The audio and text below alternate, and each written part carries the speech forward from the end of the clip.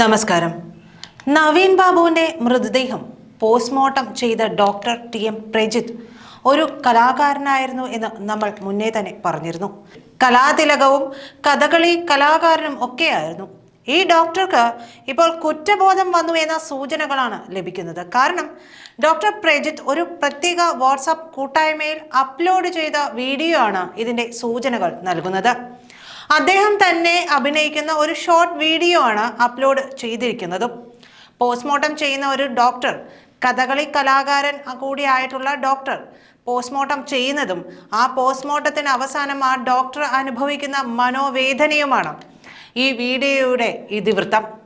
ആ വീഡിയോയിലെ പ്രധാന കഥാപാത്രം നവീൻ ബാബുവിൻ്റെ പോസ്റ്റ്മോർട്ടം നടത്തിയ ഡോക്ടർ ടി.എം. പ്രജിത്ത് തന്നെ ആകുമ്പോഴാണ് ഈ വീഡിയോ വളരെ പ്രസക്തമാകുന്നതും. അദ്ദേഹം സർവകലാശാല യുവജനോത്സവത്തിൽ കലാതിലകമായിരുന്നുവെന്നും ആർട്സ് കോട്ടയിലാണ് അദ്ദേഹത്തിന് ഹോമിയോപ്പതി മെഡിസിൻ പഠിക്കാൻ അവസരം കിട്ടിയതെന്നും ഒക്കെയുള്ള നേരത്തെയുള്ള വീഡിയോയിൽ നമ്മൾ പറഞ്ഞിരുന്നതാണ്. അവിടെ നിന്നുമാണ് MBBS റിസർവേഷൻ ഉള്ളതുകൊണ്ട് MBBS ഡോക്ടറായി വരുന്നതും. അപ്പോൾ ഡോക്ടർ പ്രജിത്ത് അപ്ലോഡ് ചെയ്ത വീഡിയോയിൽ പോസ്റ്റ്മോർട്ടം ചെയ്യുന്ന ഡോക്ടറുടെയും കഥകളിയുടെയും ദൃശ്യങ്ങളൊക്കെ കോർത്തിണക്കിയാണ് ഈ വീഡിയോ ചെയ്തിരിക്കുന്നത്. കഥകളിയിലെ പച്ചവേഷമാണ് ആദ്യഘട്ടത്തിൽ ഉപയോഗിച്ചിരിക്കുന്നത്. പച്ചവേഷം സാത്വിക ഭാവമുള്ള വേഷങ്ങളാണെന്ന് നമുക്കറിയാം. പിന്നീട് കഥാപാത്രം രൗദ്രഭാവത്തിലേക്ക് പോകുന്നതുമൊക്കെ അതിൻ്റെ ഓരോരോ രൂപമാറ്റങ്ങളിലൂടെ തന്നെ നമ്മളെ കാണിക്കുന്നുണ്ട്. അതിനിടയിൽ ഈ ഡോക്ടർ പോസ്റ്റ്മോർട്ടം ചെയ്യുന്നു. അതിനിടയിൽ തന്നെ ഡോക്ടർ മൈക്രോസ്കോപ്പിലേക്ക് നോക്കുന്ന ഒരു ഭാഗമുണ്ട്. നോക്കിക്കഴിയുമ്പോൾ ഈ മരണം കൊലപാതകമാണോ എന്ന സംശയം ഉണർത്തുന്ന നിലയിലുള്ള രൗദ്രഭാവങ്ങളിൽ കഥകളിയുമായി ബന്ധപ്പെട്ടൊക്കെ കാണിക്കുകയാണ്. പിന്നീട് ആ ഡോക്ടറുടെ മുഖത്ത് നിന്ന് ഈ കാര്യവുമായി ബന്ധപ്പെട്ടുള്ള ആശങ്കയുമൊക്കെ നമുക്ക് തിരിച്ചറിയാൻ കഴിയുന്നുണ്ട്. അതിനുശേഷം ആ കഥാപാത്രം ഒരു ഇടനാഴിയിലൂടെ ഓടിപ്പോകുന്ന ദൃശ്യവും ഓടിപ്പോയി ഒരു ഗ്രില്ലിൽ തലചായ്ച്ച് നിൽക്കുകയും ഒടുവിൽ തലയ്ക്ക് കൈകൊടുത്ത് ആ ഡോക്ടർ ഇരിക്കുന്ന ദൃശ്യവും ഒക്കെ ആയിട്ടാണ് വീഡിയോ അങ്ങനെ അവസാനിക്കുന്നത്.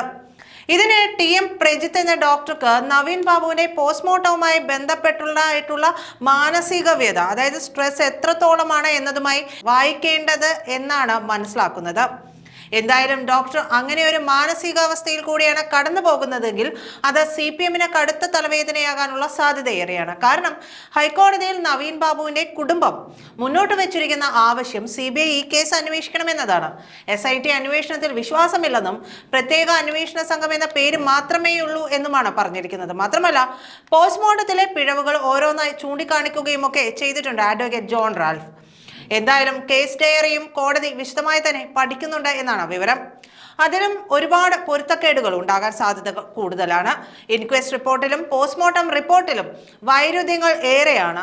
അതനുസരിച്ചാണെങ്കിൽ കോടതി കേസ് CBIക്ക് വിടാനുള്ള സാധ്യതയും കൂടുതലാണ്. മാത്രമല്ല CBI അറിയിച്ചിരിക്കുന്നത് ഹൈക്കോടതി ആവശ്യപ്പെട്ടാൽ കേസ് ഏറ്റെടുക്കാമെന്നാണ്. അങ്ങനെ വരുമ്പോൾ കുറ്റബോധമുള്ള ഡോക്ടർ മാപ്പുസാക്ഷിയാകാൻ ശ്രമിക്കാനുള്ള സാധ്യത കൂടുതലാണ്. CPM-ന്റെ നിർബന്ധവും ഭീഷണിയും മൂലമാണ് പോസ്റ്റ്മോർട്ടം റിപ്പോർട്ട് താൻ അട്ടിമറിക്കാൻ കൂട്ടുനിന്നതിന് പിന്നിൽ എന്നാകും ഡോക്ടർ നൽകാൻ സാധ്യതയുള്ളത് മൊഴി.